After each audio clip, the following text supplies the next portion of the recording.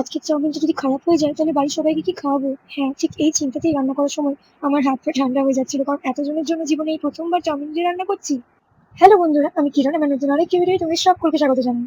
আজকের দিনটা ছিল যেহেতু সানডে, তাই ভাবলাম আজ অনেকদিন পর একটু স্পেশাল কিছু রান্না করি। তো ভাবলাম সেদিন চাউমিনই রান্না করি, বড়রও ছুটি ছিল আর বাড়ির সবার প্রিয় চাউমিনও আমারও খেতে খুবই ভালো লাগে। কিন্তু সমস্যা তো একটাই, চাউমিন রান্না করার অভ্যাস আমার একদমই নেই। আজ যেহেতু বাড়ির সবার জন্য রান্না করছি, তাই শুরু থেকেই মনে একটা ভয় কাজ করছিল যে শেষ পর্যন্ত সবাই খেয়ে কি বলবে।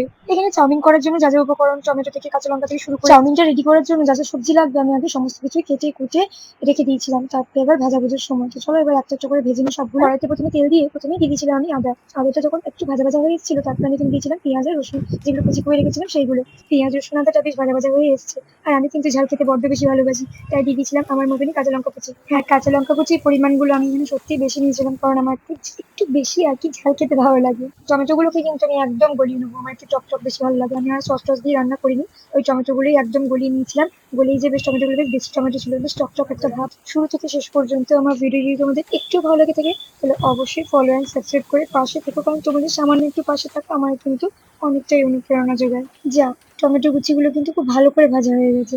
এখানে দিয়ে দেবো আমি গাজর কুচি। গাজরগুলো আমি গ্রেট করে রেখেছিলাম, গ্রেট করা গাজর কুচিগুলো আমি দিয়ে দিলাম। আমি চাউটা ঘরোয়াই করতে চেয়েছিলাম এরকম নর্মালি, তাই বাইরের কোনো এক্সট্রা কোনো কিচ্ছু আমি সস দিইনি। যাই দিয়েছি সবজি আর টুকটাক কিছু গুঁড়ো মশলা আর ঘরে যেটুকু আর কি মশলাগুলো ছিল সে সমস্ত কিছু দিয়ে কিন্তু আমি সিম্পল ভাবে রান্নাটা করতে চেয়েছিলাম। তো এখানে আমি আলুটা অলরেডি হালকা আধসেদ্ধ করে রেখে দিয়েছিলাম, কড়াই দিয়ে দিয়েছিলাম আলুটা ওই আধসেদ্ধ করা। তো সেই জন্য আমাকে বেশিক্ষণ কষতে হয়নি, তাড়াতাড়ি হয়ে গেছিল। আর তেলটাও কিন্তু কম লাগে। যাতে এরপর পরিমাণ মতো নুন হলুদ দিয়ে ভালো করে নেড়ে চেড়ে নেওয়ার পর টুকটাক যে গুঁড়ো মশলাগুলো ছিল, এখানে গুঁড়ো মশলার মধ্যে আমি ওই ম্যাগি মশলা দিয়েছিলাম আর তড়কা মশলাটা দিয়েছিলাম।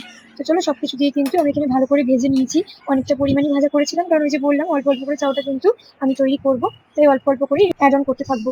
আর চাউগুলো একটু একটু করে নামিয়ে নেবো। চাউটাও কিন্তু আমি অলরেডি একটু আধসেদ্ধ করে হালকা নুন তেল দিয়ে গরম জলে তো হয়েছে, তার সঙ্গে ঠান্ডা জল মিশিয়ে ঝাঁঝরিয়ে কিন্তু আমি জলটা ভালো করে ঝরিয়ে নিয়েছিলাম। তাতে কি এই যে রান্না করার সময় না ল্যাপটাপ করে লেগে যাবে না। এগুলো কিন্তু আমি সত্যিকারের শাশুড়িমার কাছ থেকে শিখেছি, কিন্তু কখনো করিনি, এটাই আমার ফার্স্ট টাইম। যেহেতু চাউমিনটা সেদ্ধ করার সময় অল্প তেল আমি দিয়েছিলাম, তাই আমি একটু সামান্য আর কি চাউমিনটা একসঙ্গে তৈরি করার জন্য আর একটু তেল দিলাম। এটাও যেটা বানাচ্ছি পরিমাণটা অল্প হলেও আমার কাছে কিন্তু অনেকটাই, কারণ আমি এটা নতুন করছি। এটা আমার কাছে সত্যি বলতে একটা নতুন অভিজ্ঞতা ছিল। একদিকে ভাবছি চাউমিনটা যেন নিচে লেগে না যায়, আর আমার হাতে চাউমিন খাওয়ার যে সব থেকে বেশি আশা রেখেছিল সে হচ্ছে আমার হাজবেন্ড। তো সেই জন্য একটু আরোই উৎসাহ আর কি চাউমিনটা রান্না করছি। চাউটা একটু ভেজে নিয়ে তার উপর আমি যে ওই ভাজাগুলো ছিল সমস্ত কিছু দিয়ে নিলাম। তো সবটা ভালো করে নাড়াচাড়া করে নেবো। তো সব মিলিয়ে প্রথমবার বাড়ির সবার জন্য এতটা চাউমিন রান্না করে সত্যি আমার বেশি ভালো লাগছিল, কারণ প্রথমবার ট্রাই করেছি। আশা করি খুব একটা খারাপ হবে না, আমার তো দেখে তাই মনে হচ্ছে। এবার চলো সবাই খেয়ে কি বলবে সেটাই দেখার পালা। আর যখনই আমি রান্না করতে যাই তখনই কিন্তু একটা জিনিস বুঝি, রান্না করার অভ্যাসটা না থাকলেও ইচ্ছা থাকলে কিন্তু চেষ্টা করে অনেক কিছুই করা যায়। তোমাদের মধ্যে যারা প্রথমবার রান্না করেছো তাদের প্রথম অভিজ্ঞতা কেমন ছিল কমেন্ট করে অবশ্যই কিন্তু জানিও। সবাইকে চাউমিন টেস্ট করিয়ে রিভিউ নিয়ে যেটা জানতে পারলে, রান্না করার সময় যেটা ভেবে আমি রান্না করেছিলাম যে চাউমিনটা হবে একদম ঘরোয়া আর সুস্বাদু, যাক সার্থক হয়েছিলাম গো চাউমিনটা রান্না করে সেদিন।